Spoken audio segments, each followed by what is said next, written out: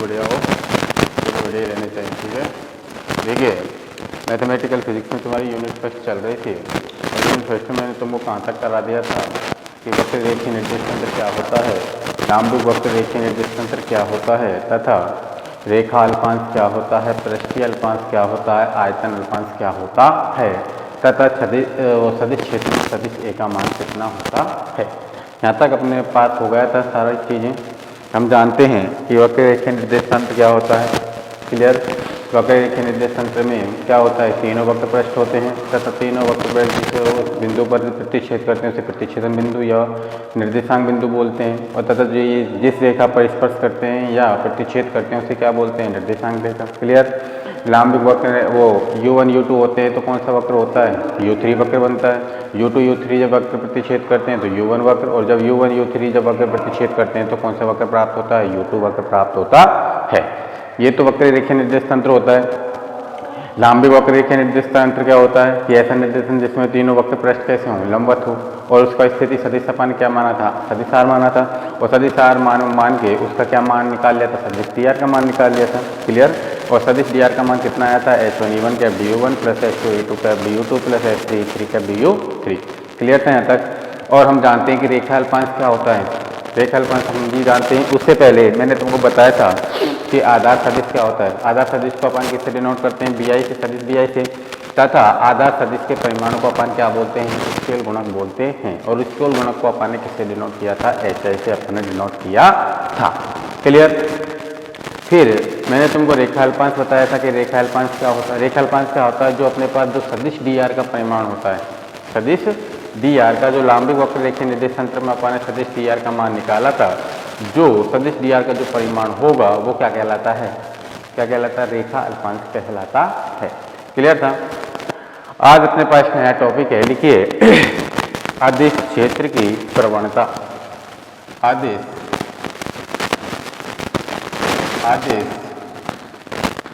क्षेत्र की प्रवणता, अदिश क्षेत्र की प्रवणता, अदिश क्षेत्र की प्रवणता, अदिश क्षेत्र की प्रवणता। लिखिए इसमें, माना दो सम अदिश पृष्ठ, माना दो सम अदिश पृष्ठ, माना दो सम अदिश पृष्ठ, माना दो सम अदिश पृष्ठ, क्या क्या मान लिया अपन ने, S1 व S2 हैं, S1 व S2 हैं कि माना दो सम अदिश पृष्ठ S1 व S2 हैं। क्लियर। जिस पर अदिश बल का मान, जिस पर अदिश, जिस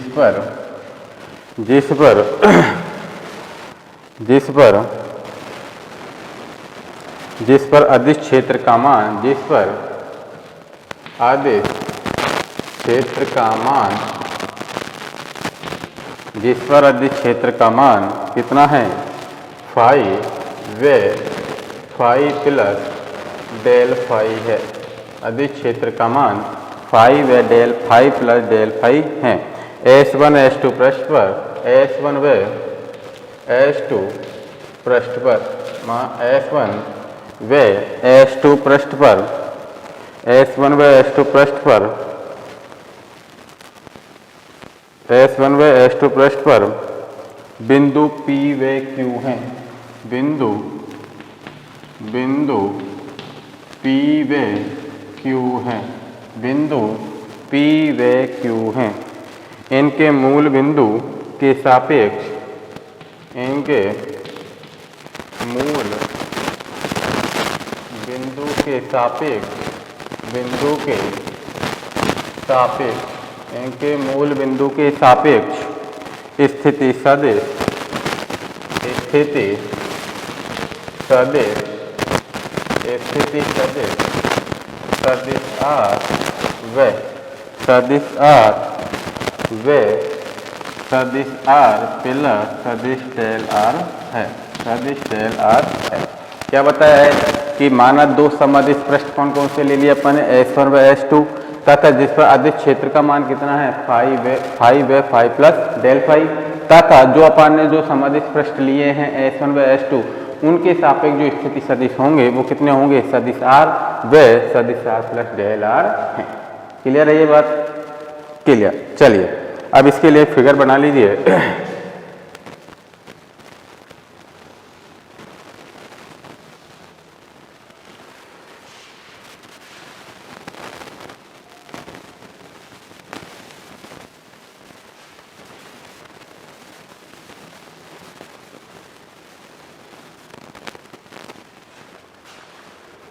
एक फिगर बना लीजिए इसके लिए।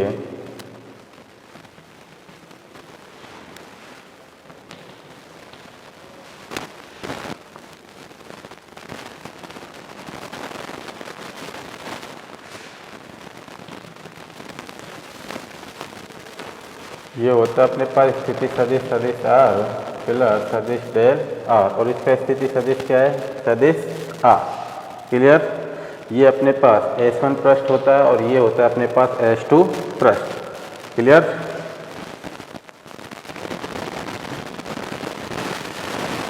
ये अपने पास मूल बिंदु होते हैं इनके P Q R। Clear? P Q R। और जो अदिश क्षेत्र के जो मान हैं इसका तो अपन ने कितना लिया है, फाई प्लस डेल फाई, और इसका कितना लिया है अपन ने, फाई। क्लियर? इसका यहाँ से यहाँ तक मान है dn। क्लियर? इसका मान है अपने पास सदिश डेल आर। क्लियर? और ये अपने पास कोई कोण है अपने पास थीटा, ये होता है अपने पास कोई बिंदु n के। क्लियर? और ये मूल बिंदु O, ये अपने पास U1 वक्र होता है, ये U2 वक्र होता है और ये U3 वक्र। बना लीजिए इस फिगर को, बना लीजिए जल्दी से।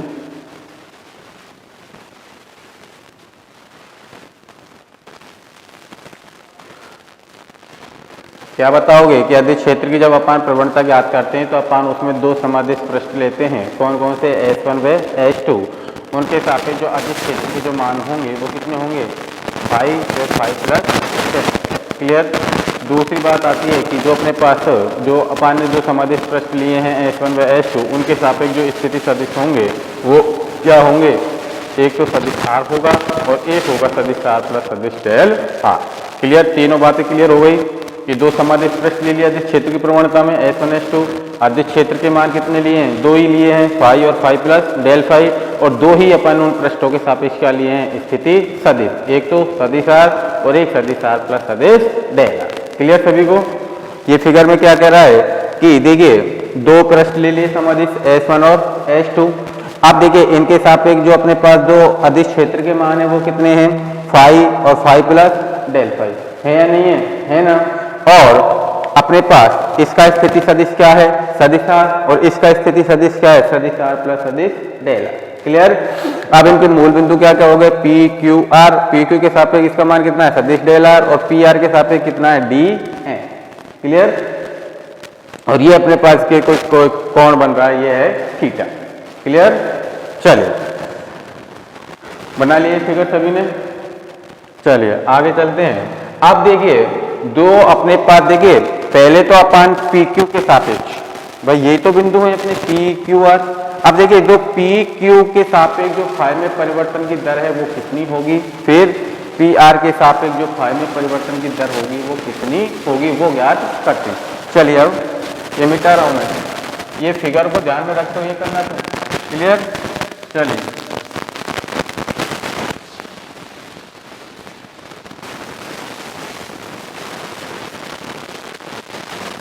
तो लिखिए पी क्यू दिशा में, पी क्यू दिशा में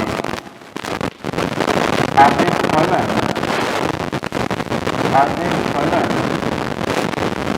फाई, अदिश फलन फाई में परिवर्तन की दर, में परिवर्तन की दर कितनी हो जाएगी, परिवर्तन करेंगे। देखिए पी क्यू दिशा में जब अदिश फलन फाई में परिवर्तन करेंगे तो कितनी हो जाएगी, डेल फाई अपॉन कितना हो जाएगा, डेल आर। कितना हो जाएगा, del phi upon del r. Clear? इसी प्रकार किसकी निकालेंगे, पी आर दिशा में, पी आर दिशा में अदिश फलन फाई में परिवर्तन की दर। देखिए पी आर दिशा में उसका मान कितना था, एन था या नहीं था, था ना, और किस में परिवर्तन कर रहे हैं, अदिश फलन फाई में, तो इसका मान कितना हो जाएगा, del phi upon del n. कितना हो जाएगा, del phi upon del n. Clear है सभी को कि पी की दिशा में अदिश फलन फाई में परिवर्तन की दर, उसका मान कितना था, सभी साथ है नहीं था ना, और किस में परिवर्तन कर रहे हैं, अदिश फलन फाई में, तो जब इसका जब फाई में परिवर्तन की दर निकालेंगे तो कितना हो जाएगा, del phi upon del r. और पी आर दिशा में उसका मान कितना था, एन, तो किस में परिवर्तन कर रहे हैं, फाई में, तो कितना हो जाएगा, del phi upon del n. Clear दोनों बातें। चलिए तो नीचे लिखिए, चित्र से त्रिभुज पी क्यू आर में, त्रिभुज पी क्यू आर, वो अपने फिगर में पी क्यू आर बन रहा था नहीं बन रहा था, त्रिभुज बन रहा था, है ना, बन रहा था, और उसका थीटा कौन बन रहा था, नहीं बन रहा था ना, तो अपने पास कितना आ जाएगा, cos थीटा बराबर। अब देखिए cos थीटा अपने पास एक त्रिकोणमितीय अनुपात में होता है लाल बटे कट का, क्या होता है, लाल बटे कट का, ये साइन, ये कोस, ये टेन, ये कॉट, ये सेक और ये कोसेक। क्लियर। तो cos थीटा का कितना हो जाएगा, आधार बटे कट, कितना हो जाएगा, आधार बटे कट। तो अपन जब त्रिभुज पी क्यू आर में देखेंगे फिगर में, तो उसमें देखिए आधार कितना था अपने पास, आधार कितना था, पी आर था या नहीं था, हाँ ना, थीटा के सापेक्ष जो अपने पास होता है वो तो क्या होता है, आधार, और उसके सापेक्ष वो क्या होता है, लंब, और जो अपने पास जो रेखा होती है वो क्या होती है, कर्ण होती है, जिस पर थीटा कोण बनता है वो क्या होता है, उसके त्रिभुज का आधार, और उसके सापेक्ष जो होता है वो लंब, और जो अपने पास लाइन होती है वो क्या होती है, कर्ण होती है। क्लियर सभी को।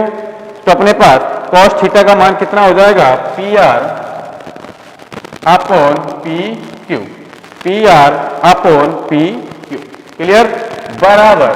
अब देखिए उसमें पी आर का मान कितना था, पर पी आर का मान दिशा में जब अपन लेंगे तो उसका मान कितना था, एन था या नहीं था ना, तो जब अपन cos थीटा का मान निकालेंगे तो पी आर का मान कितना हो जाएगा, डेल एन बटे कितना हो जाएगा, पी क्यू दिशा में डेल आर। क्यों, पी क्यू दिशा में तो कितना है अपने पास, उसमें मान कितना था, 35 था नहीं था, और पी आर दिशा में क्या था, एन, तो उस स्थिति में पी आर का मान कितना हो जाएगा, डेल एन, और पी क्यू का मान कितना हो जाएगा, डेल आर। क्लियर सभी को। तो अपन अब यहाँ पे किसका मान निकाल लें, डेल आर का, तो डेल आर बराबर, तो डेल आर का मान किसके बराबर आ जाएगा अपने पास, del N upon cos theta. कितना आ जाएगा, डेल आर बराबर del N upon cos theta. Clear है सभी को यहाँ तक। चले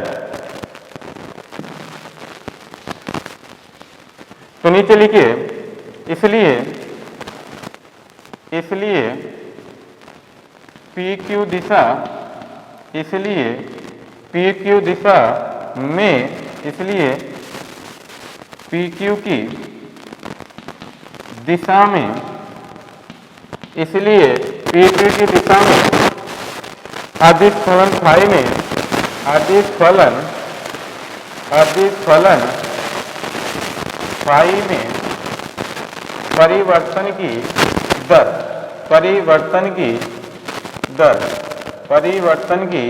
दर, तो अपने पास कितना हो जाएगा, del phi upon del are बराबर, और कितना हो जाएगा, del phi upon del n into cos theta. तो इससे अपने पास कितना हो जाएगा, यहाँ लिख देना, क्योंकि cos थीटा बराबर क्या है, 1, तो अपने पास कितना आ जाएगा, del phi upon del r, और ये क्या होता है अपने पास, मैक्सिमम मान बराबर कितना हो जाएगा, del phi upon del n, del phi upon del n. अब इसको मैं किस फॉर्म में लिख सकता हूँ, डी फाई की फॉर्म में, तो d phi upon d r maximum बराबर कितना आ जाएगा, d phi upon d n, d phi upon d N.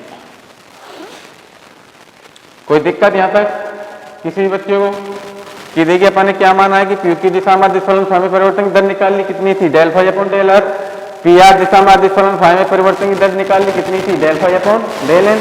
क्यों, क्योंकि पी आर दिशा में उसका मान कितना था, एन, इसलिए डेल फाई अपॉन क्या किया अपन ने, डेल एन। और डेल फाई क्यों लिया है, क्योंकि उस किस में परिवर्तन निकाल रहे हैं, फाई में, तो del phi upon del N.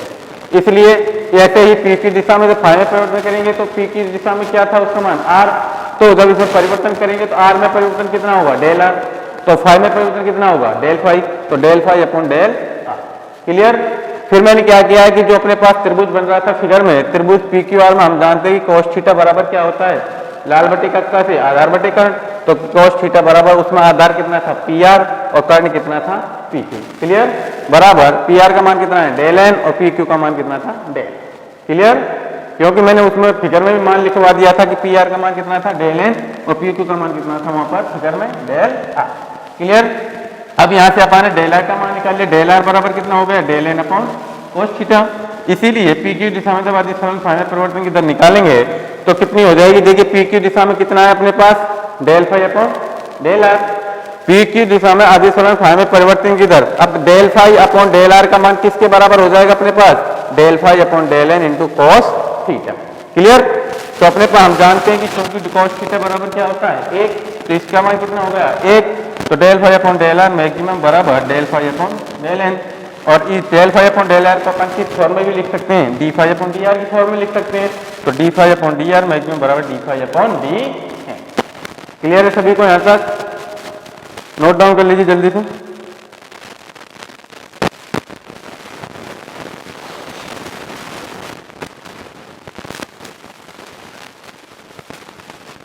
कर लिया नोट डाउन।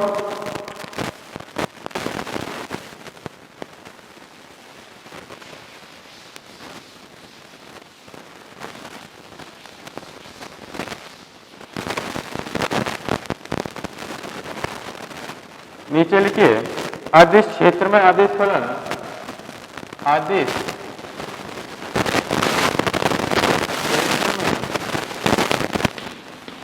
आदिश फलन, आदिश फलन फाई, आदिश क्षेत्र में आदिश फलन फाई के अधिकतम के अधिकतम के अधिकतम अधिकतम परिवर्तन की दर, अधिकतम परिवर्तन की दर, अधिकतम परिवर्तन की दर को, अधिकतम परिवर्तन की दर को आदिश क्षेत्र की, आदिश क्षेत्र की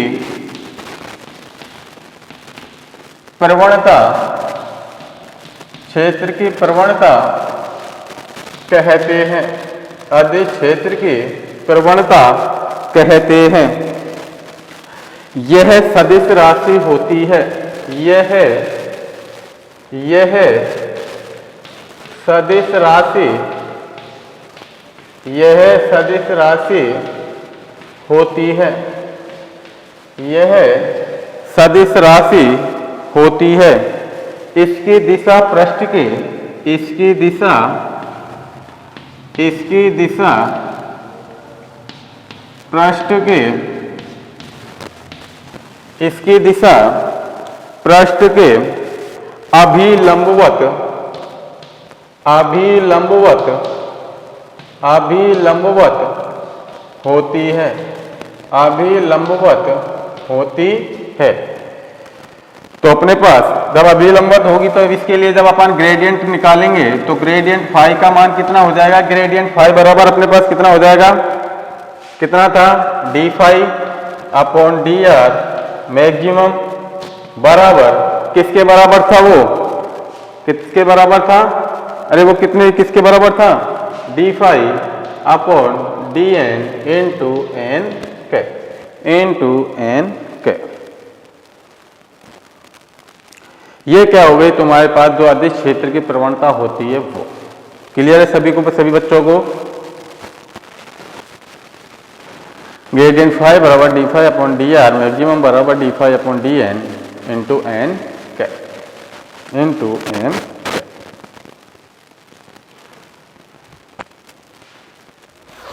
इंटू एन के, इंटू एन के।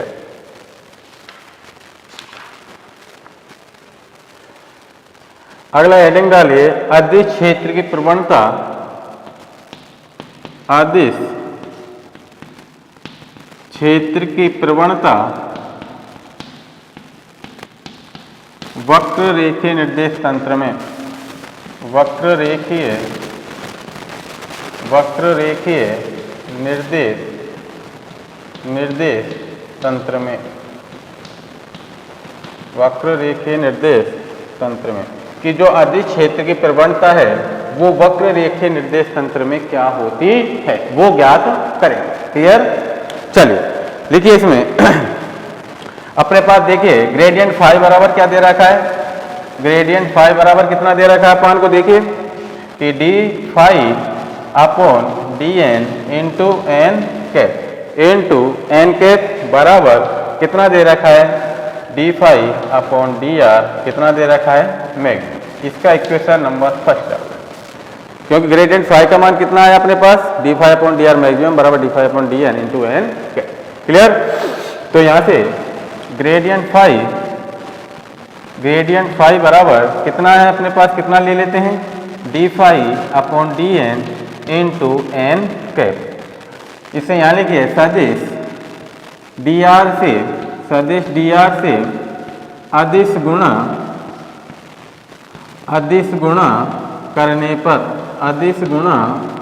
पर तो अपने पास कितना आ जाएगा, ग्रेडियंट फाई इंटू सदिश डी आर बराबर d phi upon d n into n cap into सदिश डी आर। यहाँ कोष्टक में लिख देना क्योंकि सदिश एन आई इंटू सदिश डी आर ये किसके बराबर होता है, डी आर कोस थीटा के। तो इसका जब डी आर कोस थीटा किसके बराबर हो जाएगा, डी एन के। किसके बराबर हो जाएगा, डी एन के। कि क्या बताया है कि अदिश क्षेत्र की जब प्रवणता अपन वक्र रेखीय निर्देश तंत्र में ज्ञात करते हैं तो हम जानते हैं कि जो ग्रेडियंट फाई होता है अदिश क्षेत्र की प्रवणता होती है उसमें ग्रेडियंट फाई का मान जो होता है वो कितना होता है, d phi upon d r maximum बराबर d phi upon d n into n cap. तो हम जानते हैं कि ग्रेडियंट फाई बराबर अपन निकाल लिया ऊपर का, ये लिख दिया। तो ग्रेडियंट फाई बराबर अपने पास कितना मान दे रखा है, d phi upon d n into n cap. इसको मैंने किससे गुणा कर दिया, सदिश डी आर से। तो ग्रेडियंट फाई इंटू सदिश डी आर बराबर d phi upon d n into n cap into सदिश डी आर। लेकिन हम जानते हैं कि जो एन कैप इंटू सदिश डी आर होता है वो किसके बराबर होता है, डी आर कोस थीटा के। और क्योंकि जो एन कैप बन रहा था इस रेखा में बन रहा था, नहीं बन रहा था फिगर में, और इसका मान मैंने क्या लिया था, एन कैप। और यहाँ क्या बन रहा था, थीटा कोण। क्या बन रहा था, थीटा कोण पिछली फिगर में बन रहा था, नहीं बन रहा था। तो इसलिए उसका मान कितना होगा, डी आर कोस थीटा। और डी आर कोस थीटा किसके बराबर होता है, पूरा डी एन। किसके बराबर होता है, डी एन। तो अपने पास कितना आ जाएगा, यहाँ लिखिए ग्रेडियंट फाई इंटू सदिश डी आर बराबर d phi upon d n into कितना हो जाएगा इसका मान, डी एन।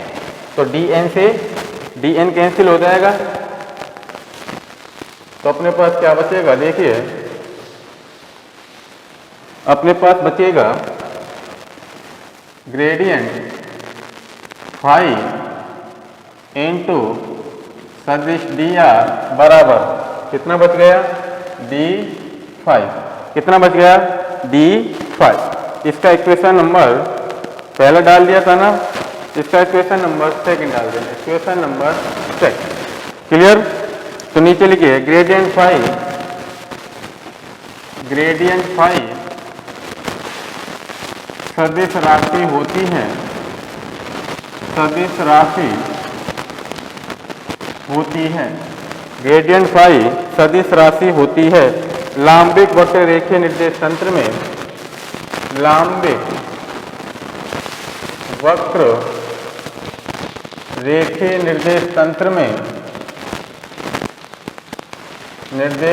में, लांबिक वक्र रेखीय निर्देश तंत्र में इसके घटकों के रूप में, इसको घटकों के रूप में, इसके घटकों के रूप में लिखने पर, घटकों के रूप में लिखने पर।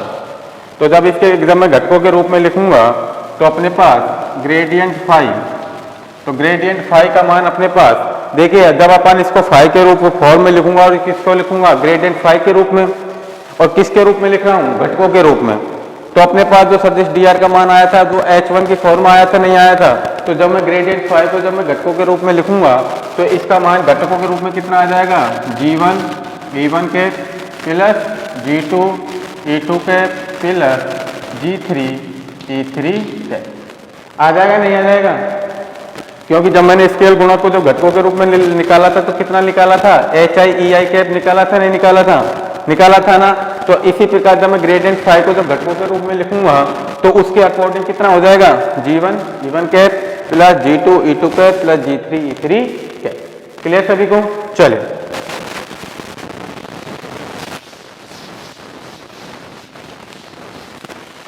तो अपने पास यहाँ पे लिखिए तथा और सदिश dr का मान कितना होता था वहां पर h1 e1 के du1 प्लस h2 e2 के du2 प्लस h3 e3 के du3 यही होता था नहीं होता था e3 का मान। इसका इक्वेशन नंबर 3 डाल लेना, इसका equation number 4, equation number 4 clear. यहाँ लिख लेना फाइव, क्योंकि फाइव बराबर इसके जब फलन में लूंगा तो कितना लूंगा u1 u2 u3। अब इसका मैं क्या कर देता हूँ इसका आंशिक अवकलन कर देता हूँ, तो d5 बराबर कितना आ जाएगा del five upon del u1 into du1 plus del five upon del u2 into du2 plus del five upon del u3 into du3 into du3। Equation number 5, equation number 5।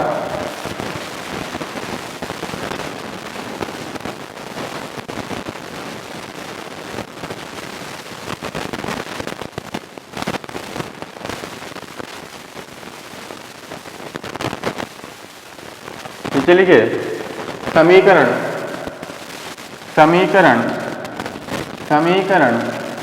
3, 4, 5 से, समीकरण 3, 4, 5 से 3 में कितना है ग्रेडियंट फाई कॉमा 4 में किसका है सदिश dr का, सदिश dr व d फाई के मान समीकरण 2 में रखने पर,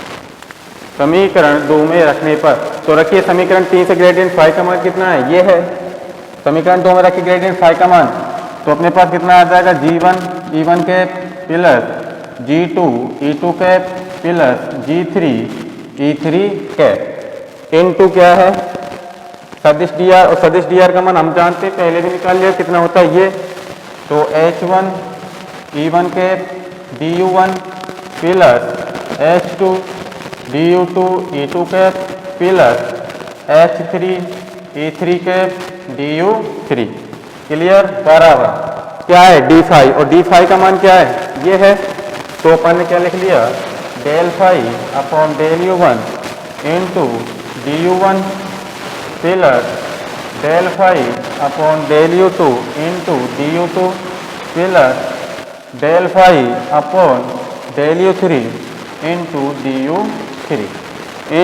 du3 सभी के मान लिख लिए नहीं लिख लिए ना।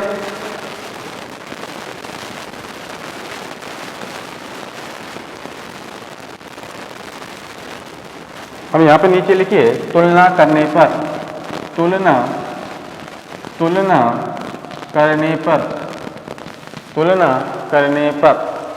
क्योंकि हमको इन चीज़ों की क्यों जरूरत पड़ी, क्योंकि अपने पास जो समीकरण 2 बना था जो ग्रेडियंट फाई टू सदिश dr बराबर d5, तो इन सभी के मानों के लिए अपन ने क्या क्या निकाल लिया ग्रेडियंट फाई, इसको घटकों के रूप में तोड़ लिया। हम जानते हैं सदिश dr का मान अपन ने पहले ही निकाल लिया था पिछली वीडियो में, और हम जानते हैं कि जब d5 का मान निकालेंगे तो फाई बराबर इसके फलन क्या लेंगे फाई u1 u2 u3, और इसका मैंने क्या कर दिया जो अपने पास अधिक से जो अपने पास वो अवकलन होता है उसको ये कर दिया। क्लियर। अब इसके समीकरण 3, 4 में 5 से अपन ने मान किस में रख लिए समीकरण 2 में, भाई समीकरण 2 में क्लियर सभी को? इस समीकरण 3, 4 और 5 से इनके मान मैंने समीकरण 3 में किसका मान है ग्रेडियंट फाई का, समीकरण 4 में किसका है सदिश डी आर का, और डी फाई का मान किसमें समीकरण 5 में। तो समीकरण 3, 4 और 5 से ग्रेडियंट फाई और सदिश डी आर और डी फाई का मान किसमें रख दिए मैंने समीकरण 2। क्लियर रख दिए। अब क्या करूंगा मैं इसकी तुलना करने पर, ऊपर का मिटा रहा हूं,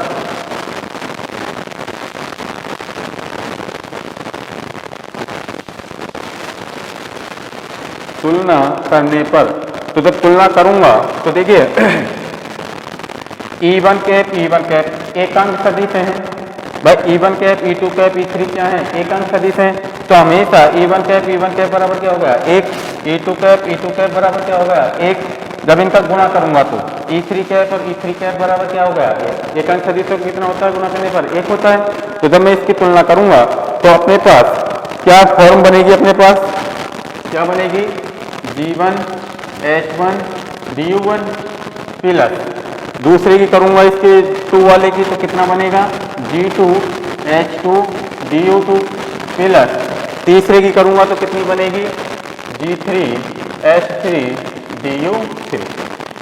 इन दोनों पदों की तुलना हो गई नहीं हुई, और अपने पास कितना बच गया बराबर del phi upon del U1 into DU1 plus del phi upon del U2 into DU2 plus del phi upon del U3 into DU3। Clear? अब यहाँ से अपन किस किस के मान निकाल लें, यहाँ से मैं G1 का मान निकाल लूँ, G2 का मान और G3 का मान निकाल लेता हूँ। किसका निकाल लेता हूँ G1। अब देखिए इस समीकरण देखिए DU1 से DU1 कैंसिल, DU2 से DU2 कैंसिल और DU3 से DU3 कैंसिल। क्लियर? अब मैं इस पद से जब मैं G1 का मान निकालूंगा, G1 बराबर किसका मान निकालू G1 का, तो G1 का मान मेरे पास कितना आ जाएगा 1 upon H1 del phi upon del U1। आएगा नहीं आएगा G1 का मान आ जाएगा ना। इसी प्रकार G2 का, G2 बराबर 1 upon H2 del phi upon del U2, और इसी प्रकार G3 का मान निकालूंगा तो कितना हो जाएगा 1 upon H3 del phi upon del U3। आ गया नहीं है? आ गया है ना। इस समीकरण से अपन ने G1, G2 और G3 के मान निकाल लिए। क्यों? DU1 से तो DU1 कैंसिल, DU2 से DU2 कैंसिल और DU3 से DU3 कैंसिल। हो गया नहीं हुआ? हो गया ना। इसी प्रकार अपन ने G1, G2 और G3 के मान निकाल लिए। तो निकालिए नहीं निकाले? अब देखिए G1, G2 और G3 के मान मैं किस में रख दूंगा बताइए।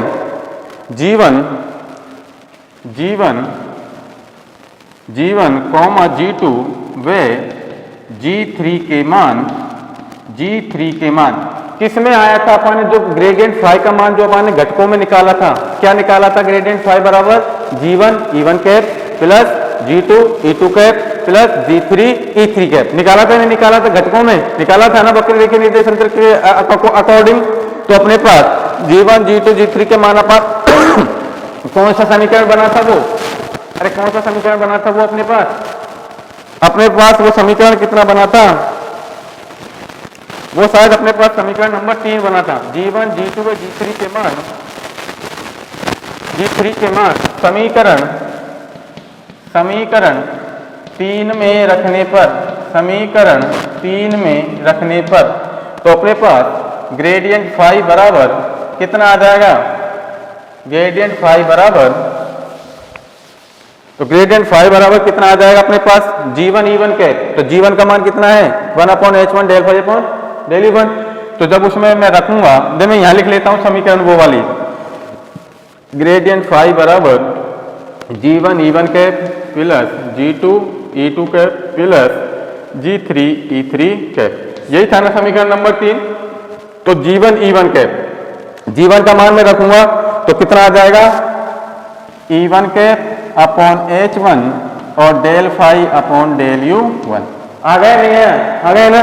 Plus G2 E2 cap, G2 E2 cap के हिसाब से कितना आ जाएगा E2 cap upon H2 del phi upon del U2 प्लस G3 E3 का कितना आ जाएगा E3 cap upon H3 del phi upon del u3, del u3 आ गया नहीं आया मान, आ गया ना।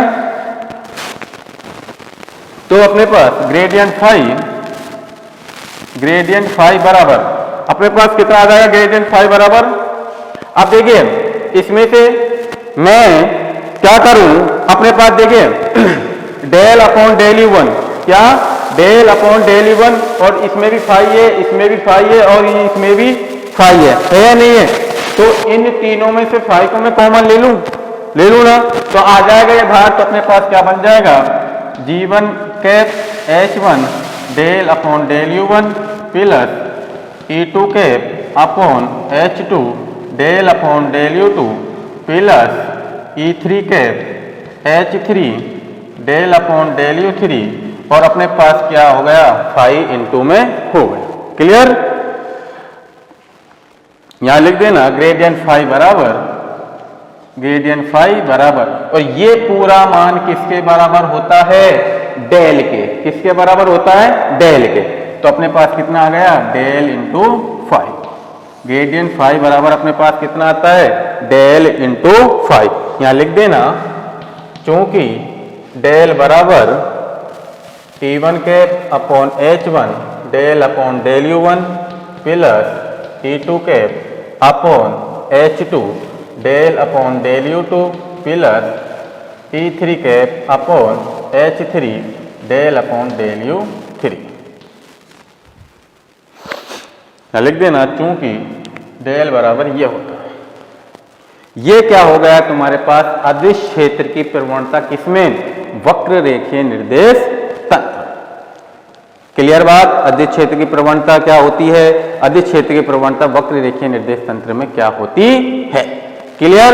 इसको एक बार अपने हाथों से निकाल लेना, वैसे इसमें कुछ नहीं है अगर तुम ध्यान से करोगे तो। क्लियर। ये नहीं कि किताब पटक दी और अपने कर लिया, ऐसा कुछ नहीं होगा। एक बार अपने हाथों से इसको एक बार निकाल लेना। क्लियर। चलिए अब इससे आगे कंटिन्यू अगली वीडियो में देखें।